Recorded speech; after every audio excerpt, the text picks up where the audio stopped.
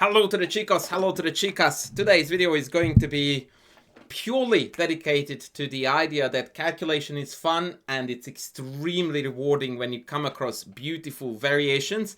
And I'm going to use a game that and the position that I recently published on Twitter. I'm going to get to that point where I tweeted, but I'm going to start the game analysis from this position. Obviously, a King's Indian bayonet attack is what we are looking at here with white to move.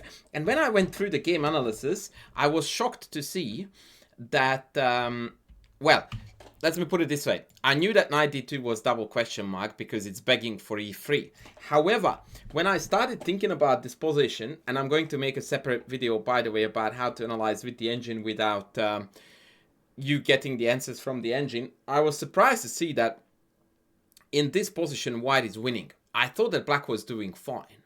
And so my first calculating exercise, and I encourage you across this video to pause the video at every major point, is to try to find the only white move here that yields a crystal clear, in fact, winning advantage to white. So pause the video, off you go. The solution to this simple question is actually knight e5, which once you consider it, it becomes painfully obvious.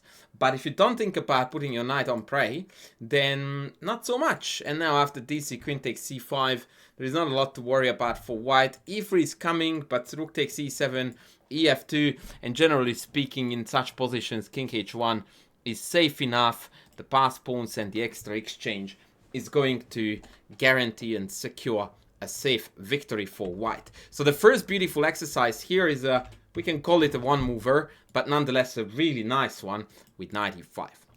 So the game saw knight d2, e3 played, no surprises. fe played. At this point it's interesting to note, but I'm not going to turn this into an exercise, that knight f3 going back was probably best, but even rook a8 was an interesting idea. So take, and king h1. And this, ladies and gentlemen, is precisely the position that I posted on Twitter with the big dilemma, which is that it is black to move. Do we go knight g3 or do we go queen h4? Pick your poison. Pause the video if you would like to give yourself a bit of time. It's a really, really difficult and challenging calculation. For most, I would assume. I hardly got any correct answers on YouTube. Some did, but the general vibe was completely off. So the solution to the problem is that knight g3, as per played in the game, is a blunder. And the reason for this is because after hg, queen g5, which is another blunder, but I will come to that in a moment, because this is the most natural move in the position, mate is seemingly unstoppable. And that's what white thought too, because they played knight f3, which allowed a spectacular finish, which I want you to find with the black pieces. So another pause of the video here to find the quick finish. Indeed, it is rook takes f3, and after gf, queen h5, king g2, we have got a spectacular mate to finish the business. So what's the problem? The problem, friends, is that in this position, white has queen c4 and rook b4. Oh, sorry, not in this position, but rather here. Queen c4 and rook c4 to interpose on h4. Now, one of them is really good. The other one is not. As in, the other one stops the mate, but it leads to equality.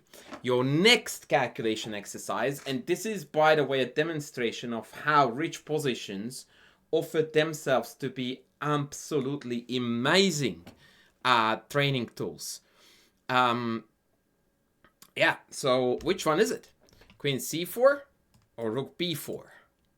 And I'm going to come at you with the answer right away. So surprisingly, queen c4 is the better way to go, even though it seemingly blunders d2. If we go to rook b4, that actually does blunder d2, because now the bishop is no longer guarding. And it's a free piece. After rook a8, we have rook f8, and black survives. No worries. It's likely I'm going to end up in an exchange down, but white's pieces are scattered across the board.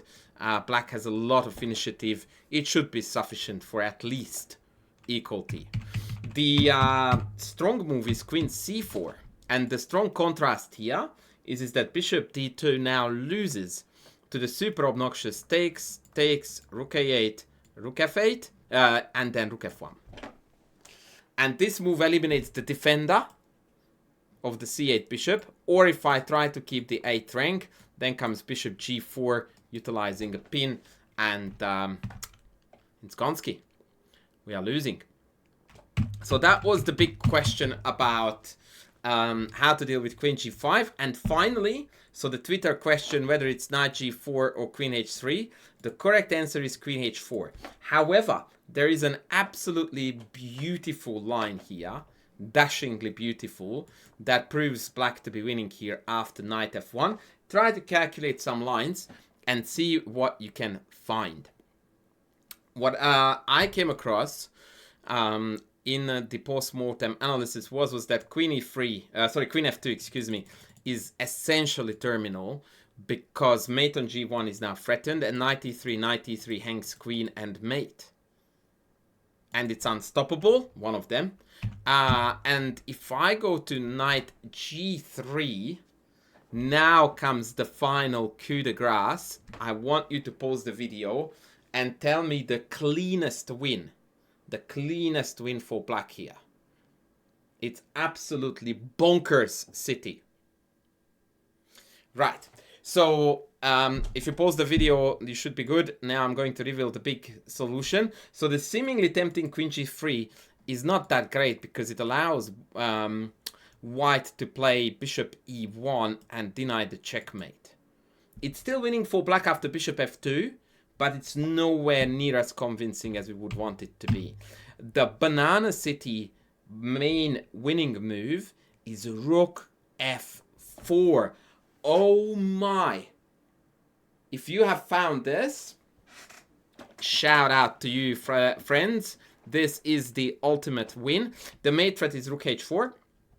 And if gh, then queen h4 is mate, yeah? If I do the same as before, then now I get mated.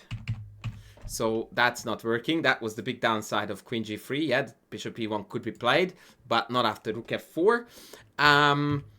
Obviously, takes is no bueno. And if I play something like rook b4, again, it's interfering, or rather giving up the back rank control. So the best I can do is queen c4 to control the 4th rank. But even here, we have a forced mate with queen takes g3. And I think I looked at just one more move here.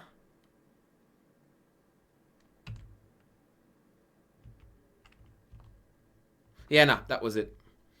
That was it. Actually, queen g3 does win, but... Oh, yeah. No, queen g3 is actually bad here, I think, because of bishop e1 again, right? Yeah, check this out. Queen f8. Oh, this is spicy. Queen f8 to come to h6 to deliver the Matutski in the end. That was some incredibly beautiful position and chess by black. Most of it completely missed by both players. But yeah, what an incredibly loaded position. This is why, folks, the King's Indian remains an eternal love for those who love the King's Indian, because not many other openings offer you this level of tactical wealth. Anyway, I just wanted to show you these calculating exercises. However, in the coming days, I'm going to publish a video where I'm going to show you a method which I figured out recently, where you can do this as a training tool based on your own games without the interference of a coach. It's still inferior, but I found a clever way where we can make it very, very meaningful. So stay tuned for that one. Please make sure that you sub, that you like, you super thank me if you can, and you comment down below, and I will be back with the next video very soon. Thanks for watching. Bye.